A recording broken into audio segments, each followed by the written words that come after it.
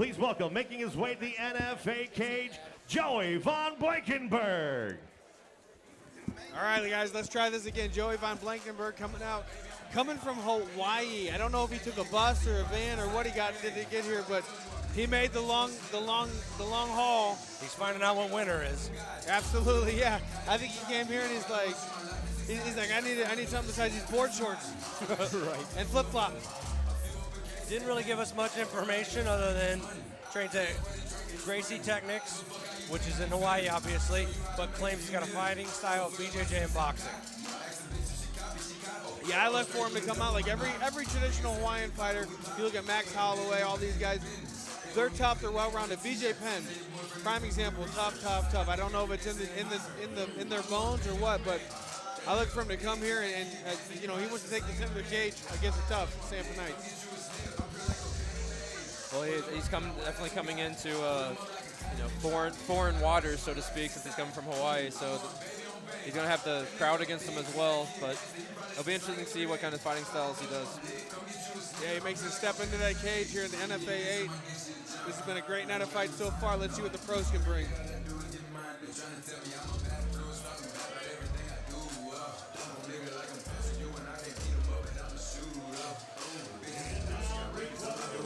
Making his way to the NFA cage, fighting out of the red corner, Sam Paneitz. Now here's one thing I do gotta say. Sam Paneitz and I are built the exact same. He's just a little bit smaller. We both are shredded to the core. The only difference is he's a little bit shorter and he's got a better wrestling background. Well, and he's three-time Greco-Roman wrestling state medalist. That too. And two-time Tough Enough champ. That too. He's got quite the pedigree coming out of his amateur career and now into the pros. He's sitting here at 1-1. He said he had that little hiccup in that first fight, but he learned a lot from that. Went out, had his second fight, and he went out there and worked on stuff in the fight. He didn't use his wrestling. He used all his striking, and Sam loves to strike. He's a big fan of the TJ Dillashaw style, and he got to use a lot of angles and movement in that fight, and he went the full distance, so he got the full experience. I think that's what made that loss so much more heartbreaking to him, is he did come in with a lot of hype, rightfully so with the hype, because again, like you said, his amateur career was very, very well, and he just got caught, and I think that second fight he probably went to show who he really is to everybody. See, we talk about that loss, and I said earlier, I think that could have been the best thing for him, because it kind of took the pressure off that hype, and now he's able to show everybody what he can, what he can do and what he's all about.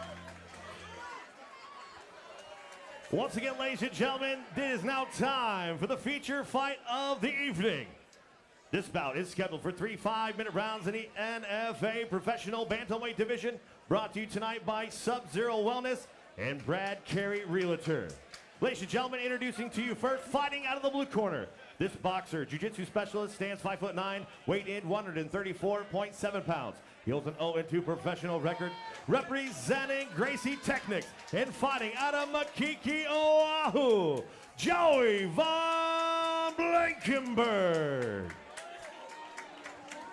His opponent across the cage, fighting out of the red corner, is a mixed martial artist, sitting 5'4", weight in 135.9 pounds. He holds a professional record, 1 win, 1 defeat. Representing Wolves Den and fighting out of Wentzville, Missouri, Sam Night Paneitz. Your referee in charge of the action, Tim Francis. Sam looks like he's about to be shot out of a cannon.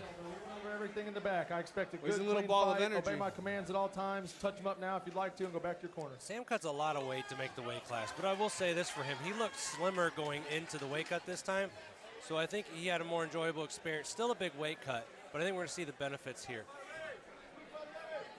I think Sam's about to rip someone's head off. Yep. Right out the gate. See, the thing is with Sam, a lot of guys with that much muscle, Got the neck. This is over. Being dry like this, oh wow. And butt on the cage. Yep, that's a lot of power. He's out. Yep. They're fresh too, fresh arms with that guillotine. Yeah, Joey, I think Joey went out a little bit there. Yeah, he went out. And Sam gets that one back. Sam gets that one back here, right here in Arnold. Here's the deal. The way that Sam went through Joey right there, is how that's how the hype is about Sam Paneitz. That's how it's supposed to be. This kid, I've said this for a long time, I wish he would have went pro sooner, but I think everything's happening the way it's supposed to. And I honestly, I think we'll see Sam in the UFC within the next year or two. Well, that's why I said that the hype was just. I hope he doesn't take any offense to that. I mean, he definitely deserved the hype. It's just that's what's hard, though, when you're coming in with all that pressure. And like you said, though, getting that out of the way, though, probably helped him here in these last 2 fights. Well, he went to school, and so he took his foot off the gas of some of his competition, still was training, and they wanted an AMI fight or two back to knock the rust off, and no one would fight the kid. So he turned pro. And now he looks sharp.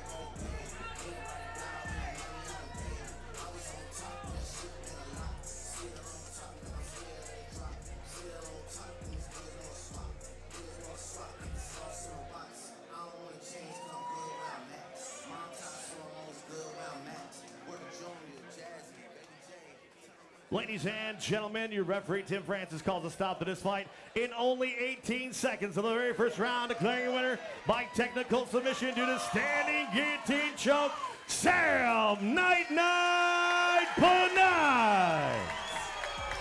Sam Paneitz a little emotional, justified too.